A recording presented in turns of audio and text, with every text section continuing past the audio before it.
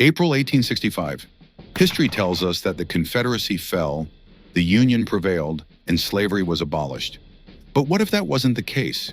What if the South had won the American Civil War? A divided America, a fractured world order, and a nation built on slavery surviving into the modern age. This is the chilling alternate reality we're exploring today. How would history have unfolded? Who would rise? Who would fall? And what would become of the United States as we know it? Buckle up, because this what if takes us down a dark and uncertain path.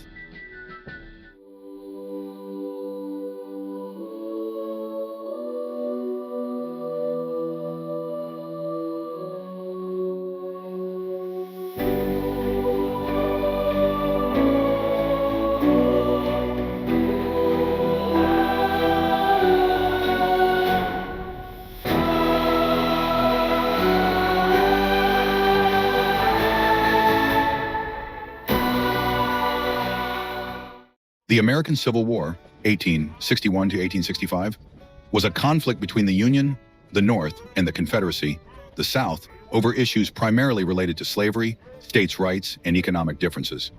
The war began after 11 Southern states seceded from the United States following the election of Abraham Lincoln, forming the Confederate States of America under Jefferson Davis. Key battles included Gettysburg, Antietam, and Vicksburg.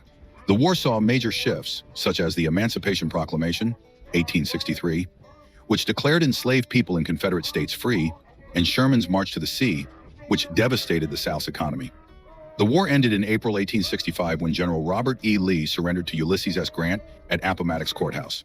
The war resulted in over 600,000 deaths, the abolition of slavery with the 13th Amendment in 1865, and a long period of Reconstruction, 1865 to 1877, to reintegrate the Southern states into the Union.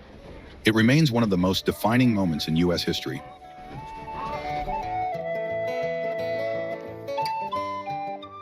Battle of Antietam, 1862, ends in a decisive Confederate victory.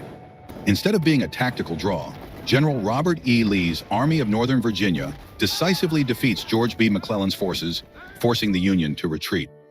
Without a Northern victory, Abraham Lincoln never issues the Emancipation Proclamation, preventing the war from becoming a moral fight against slavery. European recognition and intervention, 1863. With the Confederacy proving its military strength, Britain and France formally recognized the CSA. Britain, heavily reliant on Southern cotton, pressures the Union for peace. A naval blockade from European powers further cripples the Union economy.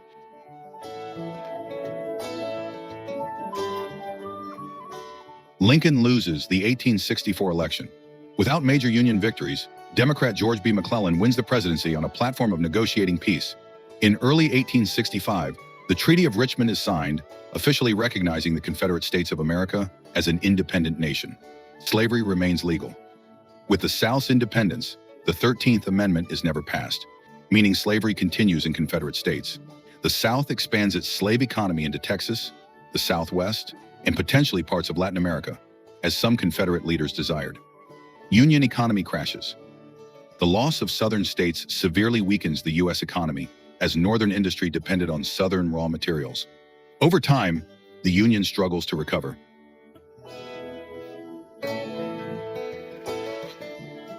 Political and economic effects: two rival nations. The CSA and USA exist as hostile neighbors. The Union remains industrial and centralized, while the Confederacy stays agricultural and decentralized. CSA expands slavery. The Confederacy attempts to expand slavery into new territories, possibly into Mexico or the Caribbean, as some Confederates hoped. Race relations in the CSA. Without Union oversight, slavery remains, and Black Americans have no path to freedom. The CSA enacts stricter laws against abolitionists. USA faces internal struggles. Without the Southern economy, the Northern economy shifts toward rapid industrialization, but suffers labor unrest and potential political instability. Cold War between the CSA and USA.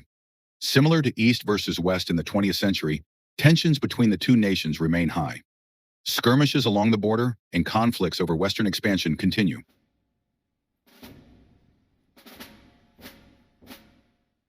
Technology and warfare. Industrial lag in the CSA. Without widespread industrialization, the South remains economically weak compared to the North, which advances in manufacturing, infrastructure, and military power. CSA becomes a pariah state. By the late 19th century, as slavery is abolished worldwide, the Confederacy faces diplomatic isolation. The British and French eventually cut ties to avoid international backlash. The USA and CSA enter an arms race. With hostility brewing, both nations militarize their borders, creating a powder keg scenario.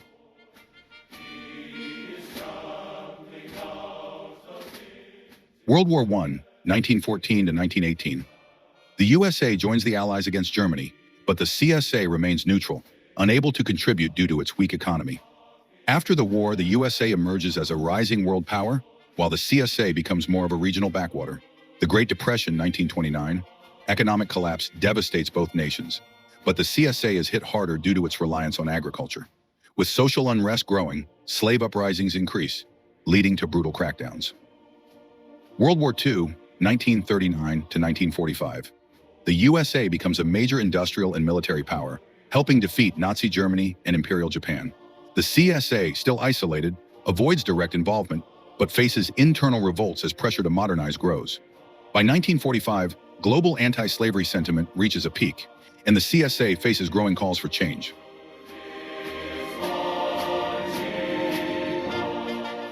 Civil rights and international pressure.